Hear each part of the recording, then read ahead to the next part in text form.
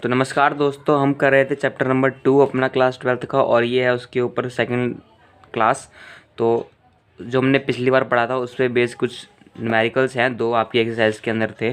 तो अभी हम करेंगे ये एक्सरसाइज का क्वेश्चन नंबर 2.2।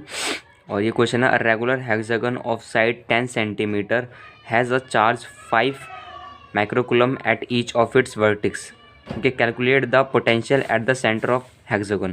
तो ये क्वेश्चन कह रहा है कि एक रेगुलर हेक्सागन है जिसकी साइड से 10 सेंटीमीटर, और उसके हर एक कोने पे 5 माइक्रोकुलम का चार्ज रख दिया है। ओके, तो हमें कैलकुलेट करना है कि हमें कैलकुलेट करना है कि पोटेंशियल उसके सेंटर पे, हमें उसके सेंटर पे पोटेंशियल कैलकुलेट करना है। तो चलो करते हैं इस क्वेश्चन को और देखते हैं ऐसे क्वेश्चन को किस तरीके से सॉल्व वगैरह हैंडल वगैरह करना है। ओके, तो उस क्वेश्चन में हमें बोला गया था कि हमें एक हेक्सागन दे रखा है, हेक्सागन जिसकी साइड्स 6 साइड्स होती हैं, 5 वाले को पेंटागन बोलते हैं। ओके, तो फिर पहले तो हम हेक्सागन बना लेंगे।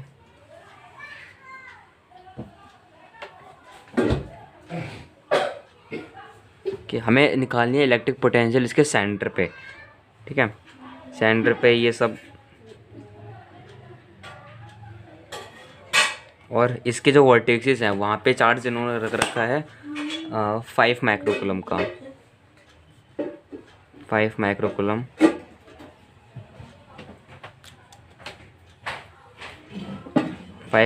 का चार्ज रख रखा है इन्होंने हर एक वर्टेक्सेस पे। और जो इनके जो ये हमें डिस्टेंस दे रखा है, ये डिस्टेंस दे रखा है हमें 10 सेंटीमीटर। ओके, यहाँ पे भी वही है 10 सेंटीमीटर, यहाँ पे भी वही सेम 10 सेंटीमीटर, यहाँ पे भी 10 सेंटीमीटर। ओके, हमें निकालना है कि ये जो सब हैं ये सेंटर पे कितना इलेक्ट्रिक पोटेंशियल बना रहे हैं, वो निकालना है हमें। ओके, तो सिंपल सी बात है, हमने फॉर्मूला भी पढ़ा था लास्ट क्लास में, उसको लेकर सॉल्व कर लेंगे आराम से। हमें पहली चीज़ जो इसके अंदर गिवन है लिख लो अच्छे से। गिवन क्यू दे रखा है हमें 5 माइक्रोकुलम। ओके, 5 माइक्रोकुलम है, सिंप्लीफाई करेंगे 5 इंटू 10 का ऑर्डर -6 कुलम। ठीक है, ये हो गया चार्ज हमारे पास। और हमें गिवन दे रखा है इन्होंने लेंथ 10 सेंटीमीटर है। 10 सेंटीमीटर से सिंप्लीफाई करेंगे मीटर में, तो हो जाएगा 10 इंटू 10 का ऑर्डर -2 मीटर। ओके, ये हो गया। अब हम कि अगर हम इस एक का निकालने की एक जो चार्ज है वो सेंटर के ऊपर कितना इलेक्ट्रिक पोटेंशियल बना रहा है, तो हम उसको जब 6 से मल्टीप्लाई करेंगे तो हमारा पूरा का पूरा आंसर आ जाएगा, है ना। और एक और चीज़, हम ये चीज़ इसलिए करेंगे क्योंकि देखो सारे चार्ज बराबर हैं, 5 5 5 5 सारे चार्ज इक्वल हैं, है ना। तो ये और आसान सी चीज़ है कि सारे चार्ज इक्वल हैं, तो सिंपल सी बात है, एक का निकाल लो और उसको 6 से मल्टीप्लाई कर देंगे तो हमारे पास सबका आ जाएगा, है ना। तो वही कर रहे हैं हमें। यहाँ पे लिखते हैं फॉर्मूला हमारे पास है Q अपॉन में 4πε0 R। और क्योंकि ये तो एक का है बट हमें निकालना है 6 का, है ना, तो इसको 6 से मल्टीप्लाई कर दो, इस वैल्यू पुट करो और सॉल्व कर लो। हो जाएगा 5 इंटू 10 का ऑर्डर -6 इंटू 6 अपॉन में 4πε0 R या L जो भी है हमारे पास, L है हमारे पास, इसको R भी बोल सकते हो। वो है हमारे पास 10 इंटू 10 का ऑर्डर -2। और सिंप्लीफाई करोगे इसको तो 4πε0 की वैल्यू भी पुट करो यहाँ पे। 5 इंटू 10 का ऑर्डर -6 इंटू 6, 4πε0 की वैल्यू 4πε0 की वैल्यू हो जाएगी 9 इंटू 10 का ऑर्डर 9 होती है इसकी वैल्यू, और अपॉन में 10 इंटू 10 का ऑर्डर -2, है ना। बस सॉल्व करो इसको। ये यहाँ पे 30 हो जाएगा, 30, और फिर यहाँ पे ये इसके साथ मल्टीप्लाई 270 नीचे पर 27, तो ये हो जाएगा हमारे पास 27 इंटू 10 का ऑर्डर 5 जूल पर कुलम, ऐसा यूनिट तो पता ही है तुम्हें। ओके, ये हमारे पास ये क्वेश्चन इस तरीके से सॉल्व होंगे और बहुत ईजी है यार। देखो ना, नॉर्मल सा ही था कि सब चार्जेस दे रखे थे और सेंटर पे निकालना था। ऐसे क्वेश्चन आगे बहुत आएंगे और काफ़ी ईजी है सॉल्व करना। ओके, एक और क्वेश्चन है, उसके बाद हम अपना अगला टॉपिक शुरू करते हैं। ओके, तो हम करने जा रहे हैं सेकंड क्वेश्चन, और ये क्वेश्चन है आपका एक्सरसाइज का 2.13 और ये क्वेश्चन कहता है a cube of side B has a charge Q at each of its vertices determine the potential and electric field due to this charge are at the centre of the cube. Okay, तो करते हैं question को। हाँ, तो करेंगे अब हम question solve, वही क्वेश्चन। और ये क्वेश्चन कहता है कि हमें एक क्यूब दे रखा है। क्यूब बना लो यार, एक अच्छा सा बना लेना, ठीक ठीक ठाक।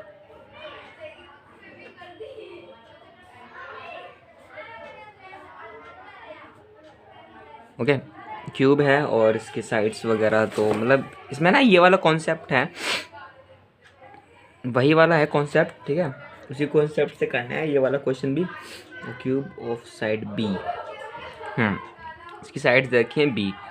ओके, क्यूब है तो ऑब्वियसली बात है इक्वल होंगी सारी साइड्स, तो बी बी हो जाएंगे। और चार्ज रखें Q, at each vertices Q के चार्ज हैं हमारे पास, और हमें निकालना है सेंटर तक का। वही क्वेश्चन है, एक का निकाल लोगे सबका आ जाएगा। पहली बात तो मेन ये है कि हमारे पास यहाँ से लेके सेंटर तक का डिस्टेंस क्या है। हाँ, मेन बात तो ये है डिस्टेंस की। अब देखो क्यूबॉइड का जो ये डायगोनल होता है ना, ओके, जो क्यूबॉइड का डायगोनल होता है ना, उसका फॉर्मूला होता है √3a है। तो ये है हमारे पास √3a, यहाँ पे हमें a दे रखा है। a हमारे पास है, जो a है वो साइड है, और जो साइड दे रखी है वो हमें दे रखी है b, है ना।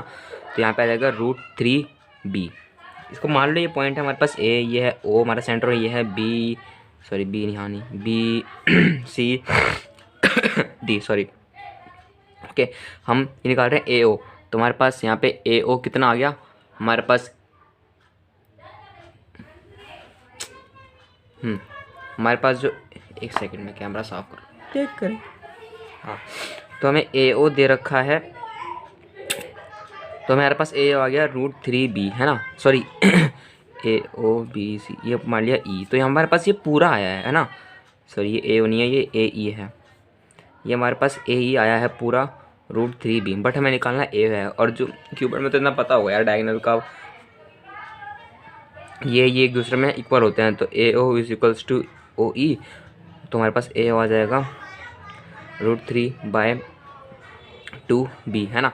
हमारे पास ये बराबर बराबर होते हैं, तो ये इसका हाफ करेंगे तो हमारे पास, मतलब A का हाफ करेंगे तो हमारे पास AO आ जाएगा, है ना। तो वही किया हमने, AO आ गया हमारे पास √3/2b, है ना।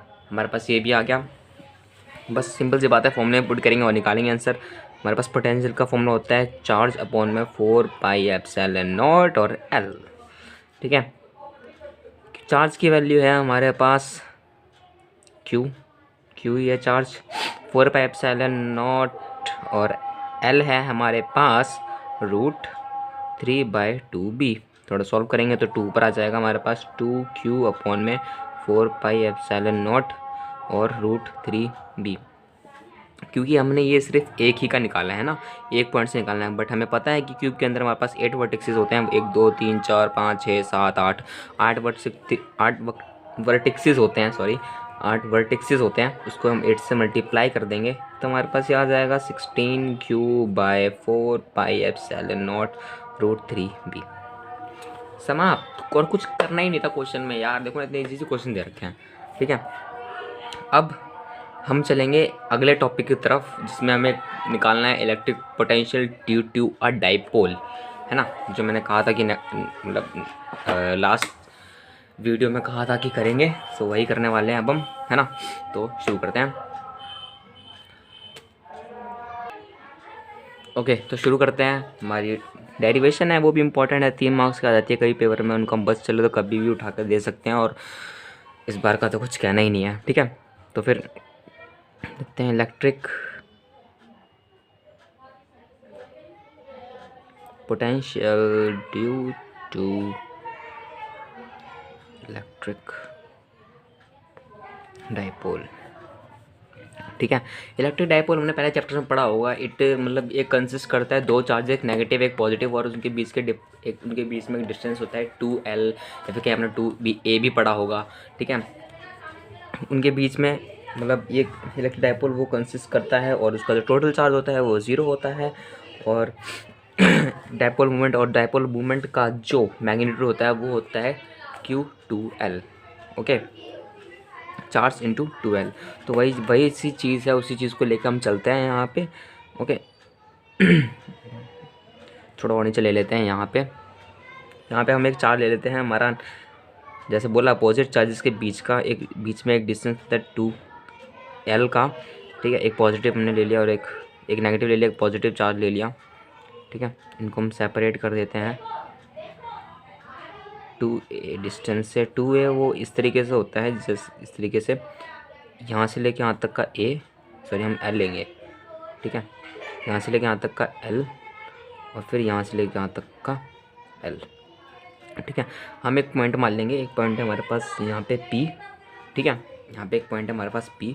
यहाँ जो सेंटर है इसका, यहाँ से लेके यहाँ तक का जो डिस्टेंस है ना, यहाँ से लेके यहाँ तक का जो डिस्टेंस है वो है हमारे पास R। ठीक है, मैं सीधा कर देता हूँ इसको। ठीक है, हमारे पास यहाँ से लेके यहाँ तक का जो डिस्टेंस है वो है हमारे पास R। ठीक है, ये हमारे पास R हो गया है, और हम इस पॉइंट को मान लेते हैं A, इस पॉइंट को मान लेते हैं हम B। ठीक है, तो यहाँ से लेके यहाँ तक का जो डिस्टेंस है इसे हम मान लेते हैं RA, और यहाँ से लेके यहाँ तक के डिस्टेंस को मान लेते हैं हम RB। ठीक है, बहुत सिंपल सी चीज़ है। ठीक है, अब क्योंकि हमने ये इतना कर लिया, ठीक है, अब हम निकालेंगे इनका जो ए जो पॉइंट है वो इसके ऊपर कितना इलेक्ट्रिक पोटेंशियल बना रहा है वो, फिर वही चीज़ बी इसके ऊपर कितना इलेक्ट्रिक पोटेंशियल बना रहा है वो। ठीक है, बाद में इसमें और कंस्ट्रक्शन आएंगी, क्योंकि अपना रौद्र रूप लेगा धीरे धीरे करके, वरना ये डेरिवेशन ही किस बात की। ठीक है, तो करते हैं आगे चल के।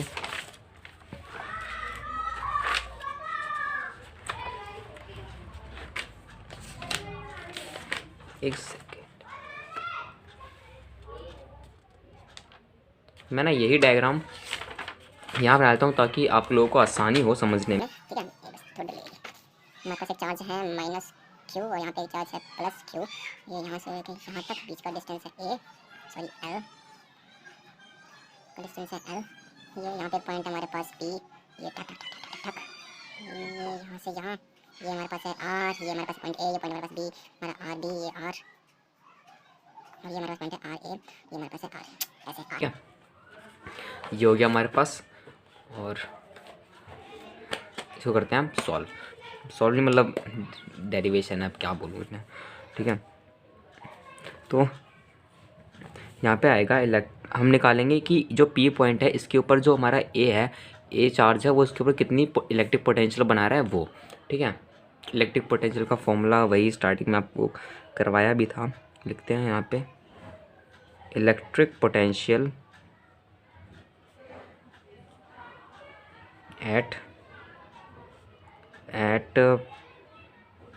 Point P due to charge A। ठीक है, A चार्ज की वजह से इसके ऊपर कितना पोटेंशियल लग रहा है वो निकालेंगे। VA आ जाएगा हमारे पास।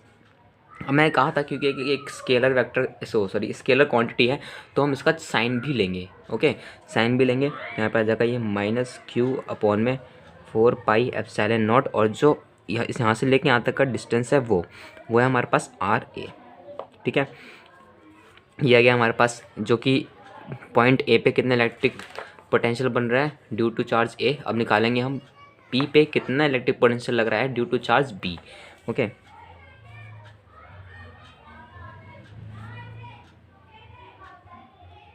Electric potential at point P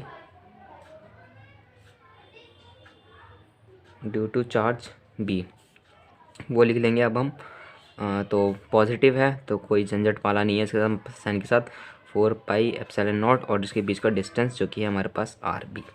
ठीक है, हम निकालेंगे नेट पोटेंशियल, है ना, हमें तो नेट पोटेंशियल निकालना है ना।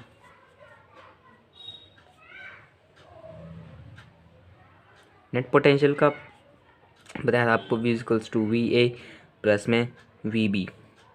वी ए है हमारे पास माइनस, तो यार उस मतलब आसान रहेगा कि आप इस वाले टर्म को पहले लिख लो, इसको बाद में, बाकी आपको जैसे मर्जी। बट मैं तो इसको मतलब इसको बाद में लिखूँगा, ताकि बाद में आगे पीछे का मतलब साइन माइनस का है ना, तो अगर आप इसको पहले लिख लोगे तो कोई ना वो नहीं है, कैसे बताऊँ मैं आप लोगों को। देखो Q में 4 pi epsilon not R B, अब माइनस Q अपॉन में 4 pi epsilon not R A. अब वही इसको अगर मैं आगे लिखता तो यहाँ माइनस का साइन आता, फिर अलग माइनस कॉमन बाहर निकाल के झंझट करते। इससे ये ठीक है। अब इसमें से सब कुछ कॉमन निकालो, जो भी कुछ कॉमन निकलना है। आई थिंक सब कुछ कॉमन निकल रहा है, सिर्फ ये आर बी और आर ए के, है ना। इसको बाहर निकलो, Q अपॉन में 4 पाई एप्सिलॉन नॉट, ये 1 upon R B minus 1 upon R A. ठीक है, ये हमारी होगी फर्स्ट इक्वेशन। अब यहाँ तक ये हो गया, ठीक है। बट वही बात है, डेरिवेशन है और इम्पॉर्टेंट भी है, तो इतने में तो होने वाली है नहीं। अब इस पॉइंट पे ये लेगी अपना रौद्र रूप, और इसमें क्योंकि हम बात करते हैं इलेक्ट्रिक डाइपोल और उसका मैग्नीट्यूड होता है Q2L, ठीक है। तो ऐसा कुछ तो अभी तक हमने देखा नहीं, ठीक है। तो यहाँ पे हम कुछ भी नहीं करेंगे, बस हम यहाँ पे आर ए और यहाँ पे आर बी और आर ए आ रहा है ना, यहाँ पे हम आर ए और आर बी की वैल्यू निकाल के पुट करेंगे। वही चीज़ है, नॉर्मल सी बात है, एक डेरिवेशन है, और तो धीरे धीरे करके बढ़ती जाएगी। तो वही बात है, बढ़ते हैं आगे। आर ए आर बी और आर बी की वैल्यू निकालने के लिए ना हमें एक छोटी सी चीज़ करनी पड़ेगी, और ठीक है। तो अब हमें एक छोटी सी कंस्ट्रक्शन करनी है, तो हमें चलना पड़ेगा अपने डायग्राम की तरफ, और इसमें हमें करना है कि हमें ना, ये हमारा ओ पॉइंट है, ठीक है। हमें जो हमारे पास ये चार्जेस है ना, इसके ठीक परपेंडिकुलर लाइन ड्रॉ करनी पड़ती है, ठीक है। एक परपेंडिकुलर ड्रॉ करना पड़ता है, ठीक है, इस लाइन के ऊपर। तो इसको थोड़ा हम आगे बढ़ाएंगे, ठीक है। यहाँ से परपेंडिकुलर ड्रॉ करेंगे तो ये आ जाएगा यहाँ पे, ठीक है। ये परपेंडिकुलर आ गया यहाँ पे, और जो इस चार्ज से हम परपेंडिकुलर ड्रॉ करेंगे ये हो जाएगा हमारे पास यहाँ पे, ठीक है। इस पॉइंट को हम नाम दे देंगे, कुछ भी दे दो, M इसको दे दिया, N हमने इसको दे दिया, ठीक है। अब यहाँ पे हमें करना है, अब देखो एक ना छोटी सी चीज़ होती है, काफ़ी आप बहुत आसानी से समझ में आ जाएगी। हमारे पास ना एक पॉइंट है, ठीक है। यहाँ से एक लाइन है ये इतनी बड़ी, और एक लाइन है हमारे पास ये मतलब यहाँ से ये यहाँ तक, ठीक है। और इनका जो थीटा है ना, इनके बीच में जो थीटा है वो बहुत मतलब बहुत छोटा है, ठीक है। बहुत छोटा है इनके बीच का थीटा, ठीक है। तो अगर आपको कोई बोले कि मतलब ये एक लाइन है, ये मान लीजिए है 10 सेंटीमीटर की, ठीक है, और ये जो लाइन है ये है हमारे पास 6 सेंटीमीटर की, ठीक है। तो फिर इन दोनों का डिफरेंस निकालो, तो आप क्या करोगे, सिंपली आप क्या करोगे, 10 - 6 कर दोगे, 4 सेंटीमीटर। 4 सेंटीमीटर वो क्या होगा, वो होगा इतना बचा हुआ पार्ट है ना, यही तो होगा 4 सेंटीमीटर हमारा, ठीक है। बट ये केस तब होता है जब ये थीटा है ना वो बहुत छोटा हो, ठीक है। जब ये थीटा है ये बहुत छोटा हो, ताकि अगर आप इस लाइन को इसके ऊपर रखोगे तो ये 6 सेंटीमीटर इसमें भी करो जितना, क्योंकि 4 सेंटीमीटर है क्या इसमें, जो 10 सेंटीमीटर है उसमें 6 सेंटीमीटर तो ये हो गया, जो बचा हुआ पार्ट है 4 सेंटीमीटर वही है ना। तो वही बात है, हमें निकालना है यहाँ पे आर ए, ठीक है। और है हमारे पास ये भी, ठीक है। और इसमें भी वही चीज़ होती है, इसमें जो ये वाला होता है ना इनका थीटा, ये बहुत स्मॉल होता है, बहुत मतलब बहुत ज़्यादा ही स्मॉल होता है, ठीक है। तो यही वाला कॉन्सेप्ट यहाँ भी लगेगा, और वही है, हमें इसमें हमने जो पॉइंट निकाले हैं OM ON, इनका निकालना पड़ेगा कि कितनी लेंथ के हैं। वही निकाल के हमारे पास RA और RB की वैल्यू आएगी, उसके अंदर पुट करेंगे तो थोड़ा और ये सॉल्व होता जाएगा, और बीच लास्ट में हमें एक सिंपल सी इक्वेशन आ जाएगी, ठीक है। वही करेंगे यहाँ से। अब देखो यहाँ पे ये थीटा वर्टिकल अपोजिट एंगल दोनों हो गए इक्वल, ठीक है। करते हैं शुरू, ठीक है। अब हम यहाँ पे कंस्ट्रक्शन लिख लेंगे, वही कंस्ट्रक्शन जो हमने कंस्ट्रक्ट किया, ठीक है। कंस्ट्रक्शन लिख लेना खुद से, ठीक है, कि ड्रॉ दिस, यहाँ से हमने इसके ऊपर ड्रॉ किया, यहाँ से इसके ऊपर परपेंडिकुलर ड्रॉ किया, ठीक है। तो अब हमें निकालनी है इसकी लेंथ ON, ठीक है। OM की लेंथ निकालनी है और ON की लेंथ निकालनी है। तो यहाँ पे देखो ना ये थीटा है, ठीक है। थीटा के सामने वाला क्या होता है, परपेंडिकुलर होता है थीटा के सामने वाला ये बेस, ये हाइपोटेनस हो गया। ओके, तो यहीं पे हम इसका निकालेंगे, यहाँ पे कॉस का फंक्शन लगाएंगे तो यहाँ पे आ जाएगा इन ट्राइंगल ए